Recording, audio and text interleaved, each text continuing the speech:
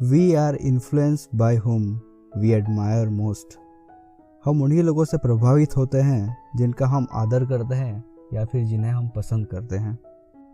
आपने कई बार देखा होगा कि आर्ट्स एंड साइंस दोनों फैकल्टी के स्टूडेंट्स एक दूसरे से झगड़ा करते हैं और एक दूसरे की फैकल्टी की गलतियां निकालते हैं, जो कि वो सिर्फ इसलिए करते हैं क्योंकि वो सिर्फ अपने अपने सब्जेक्ट के बारे में पढ़ते हैं।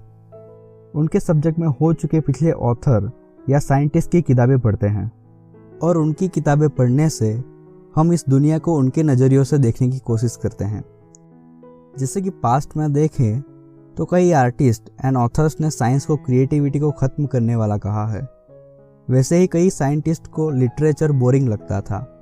वो लोग सिर्फ अपनी रुचि का सब्जेक्ट पढ़ते थे। यहाँ पर एक बात समझना ज़रूरी है, जिस ऑथर या साइंटिस्ट के बारे में हम पढ़ते हैं या सुनते हैं उनका समय अलग था।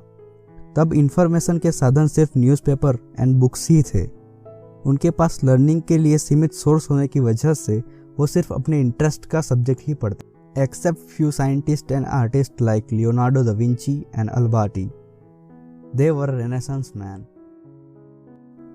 पर आज ज़माना अलग है, परिस्थितियाँ अलग है। हमें चाहिए वो इन्फॉर्मेशन हम एक क्लिक से पा सकते हैं। आज हमारे पास इंटरनेट है, जिसकी वजह से हम हमारे स्ट्रीम के बाहर के सब्जेक्ट भी बहुत अच्छी तरह से समझ सकते हैं। अब कुछ लोग ऐसे सवाल पूछेंगे कि ऐसा सब्जेक्ट हम क्यों पढ़े जो हमें करियर में हेल्प ना करता हो या जॉब अचीव करने में हेल्प ना करता हो। So firstly we are humans not robots, कि हमारी लाइफ का सिर्फ एक ही मोटो हो, काम। सीखने की एक अलग ही खुशी होती है। एक फ्रेंच फ्रेज है, ला जॉय दे सेवियर, means the joy of knowing.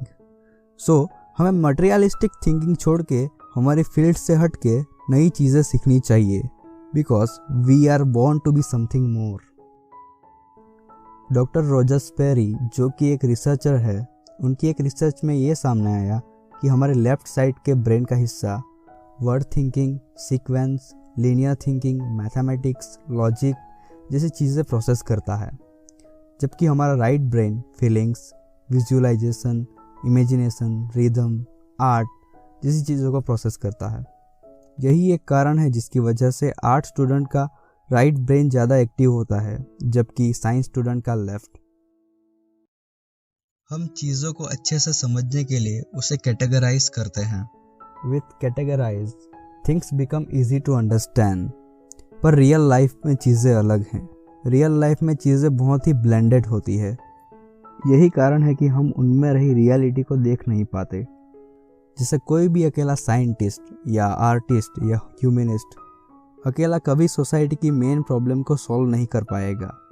Science हमारे कॉमन सेंस को ट्रेन एंड ऑर्गेनाइज करता है, हमारे मिथ्स एंड अंधश्रद्धा से पर्दा उठाता है, जबकि लिटरेचर हमें मोरल वैल्यूज एंड इथिक्स सिखाता है। और art, sculpture, painting, music, poetry ये हमारे जीवन को ब्यूटीफुल एंड मीनिंगफुल बनाते हैं।